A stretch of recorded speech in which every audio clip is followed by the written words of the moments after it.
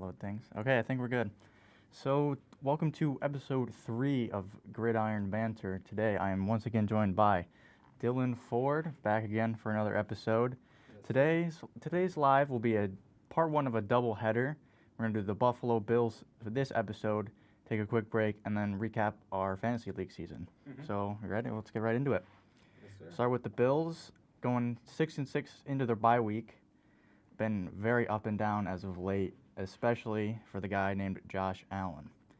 Yes, we've been seeing this entire season where Josh Allen has been performing really well in terms of when he's allowed to be Josh Allen, when he's allowed to run, when he's allowed to kind of do what he normally does. With the last few games, he's been really, really good. Which you saw earlier in the season, though, where he just kind of struggled a little bit. Maybe it was the coaching staff, maybe it was the game plan. It just didn't work out for him. Yeah, leading the league. Is he leading in league interceptions? I know he was at one point. I believe so. But counter to that, he does lead the league in total touchdowns, both rushing and passing. So you get that kind of yin and yang there. He did break a record, actually. I don't know it off the top of my head. I do know he broke a couple records, though, that were held by Patrick Mahomes coming into this year. So he's obviously been doing something right.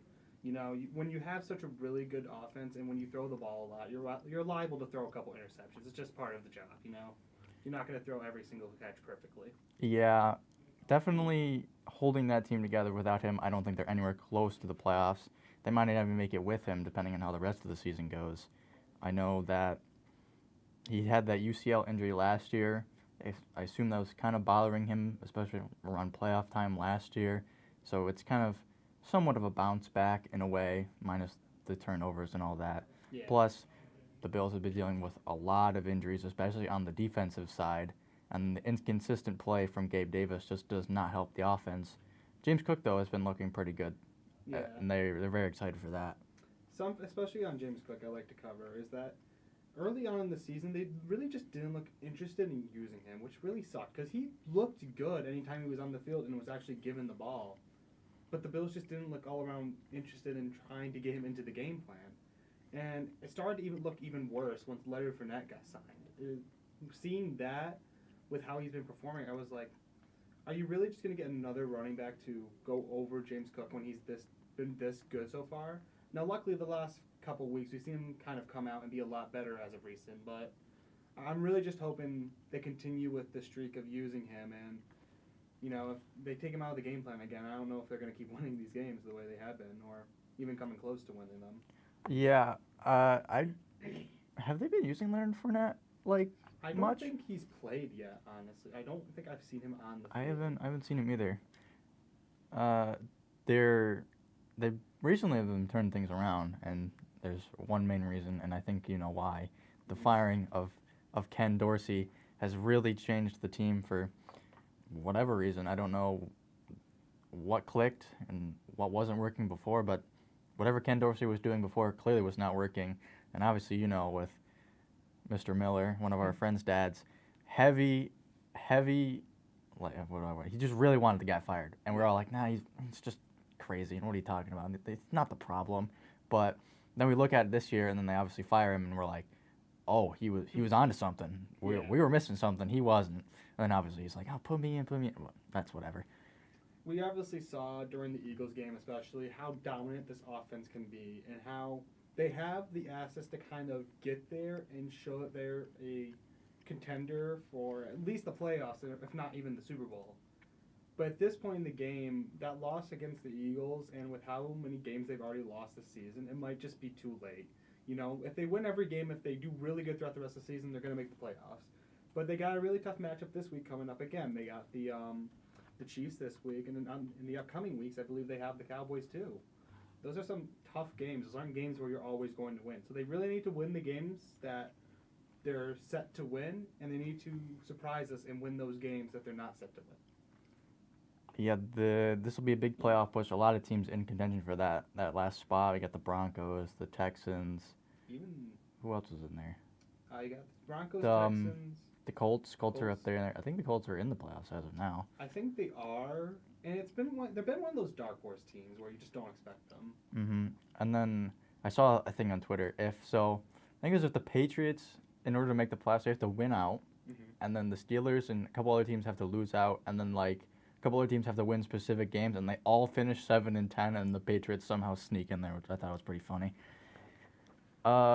Another big help on the defense was that Rasul Douglas trade at corner. Been a big help there, especially with the Tre'Davious White injury, and then Kyer Elam not performing as a first rounder is what they expected. It's been okay, but definitely not what they were looking for. I think that was a big boost from them personally.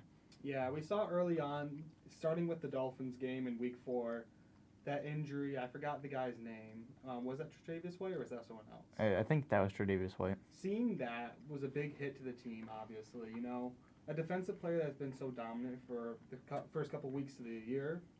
Losing him sucks a lot, and it hurts the team. And especially going into next week versus the Jaguars when they lost another defensive player that was key to their strategy. Yeah, Matt Milano went down in that game. Yeah, losing him is like losing those two guys that early in the season really takes a hit, and you saw that in the next coming games where they really struggled on defense a lot more than they did earlier in the year. You saw during that Dolphins game Week 4, as a defense and offense, they were super dominant.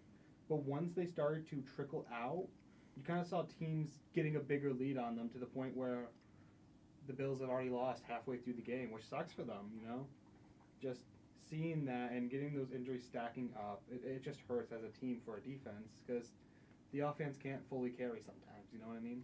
Yeah, they missed Naheem Hines the whole season because he got hurt jet skiing before the season started.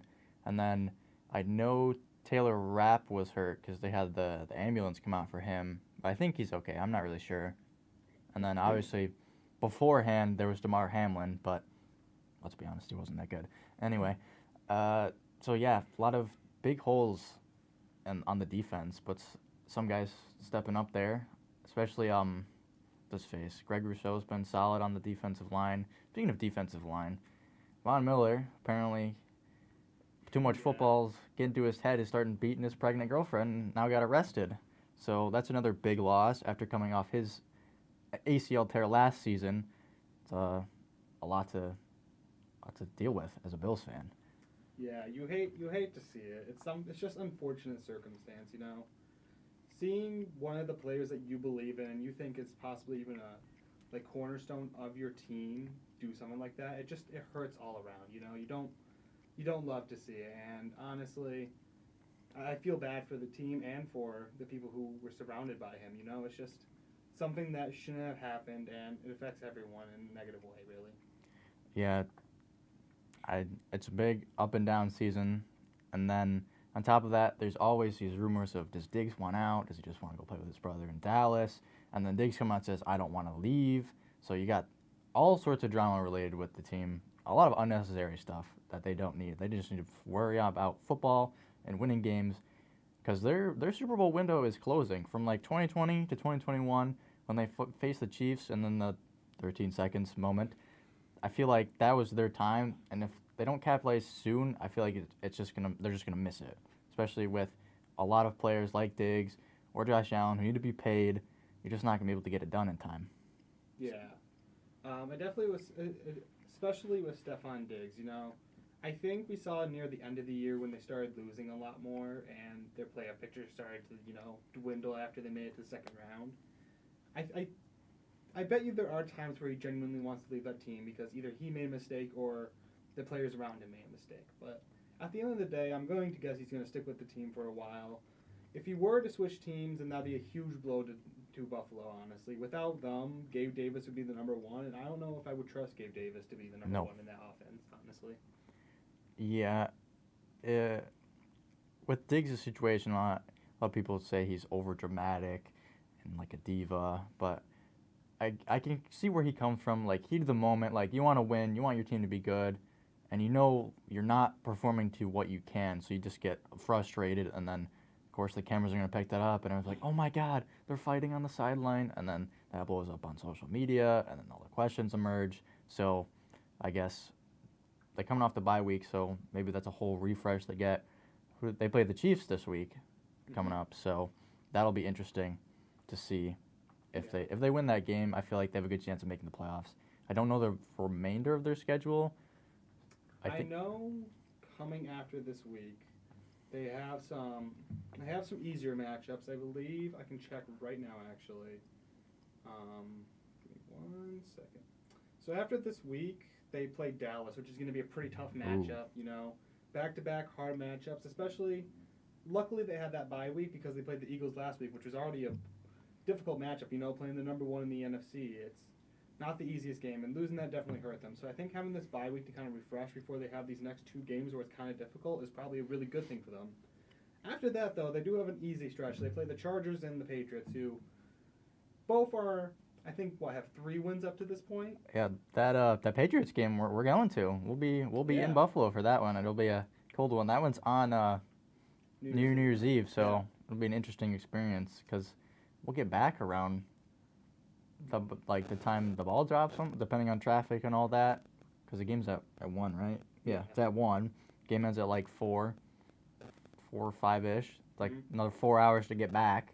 So it'll be an interesting ride. You went to one game this year. You went to that Week 4 Dolphins game. Yeah, that was a tough week. You know, seeing it overall in the season, maybe besides the Eagles game, that's the best I've seen the Bills play this year, which it hurts a little seeing that, especially with how good the Dolphins have been otherwise. But, you know, the Bills look good. They're good. They're a good team when they're healthy, and that's like with any team, really.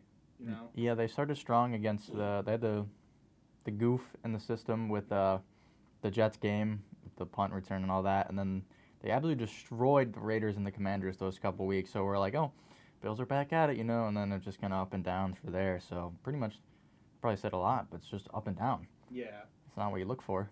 If I were to guess, I'm going to say the Bills have like a 50-50 shot of winning the next 2 games, have a 90-10 shot of winning the Chargers and Patriots after that. The Dolphins game week 18 is going to be extremely interesting because that's either going to be a game where the Dolphins are sitting everyone, they already know they got the spot, they're not going to try to fight it, or the Dolphins are going to play everyone to try to either kick the Bills off or just make sure they have that number 1 spot in the AFC East. And depending on what happens that game could go either way, honestly. I think Dolphins at home, when fully healthy, are better than Bills away, in my opinion. Yeah, it will be a win and in kind of scenario, I would assume. Especially when we bought the tickets for the Bills game, we're like, oh, just some meaningless Week 17 game we can just go to, have some fun. Now it's actually going to matter. It's very important.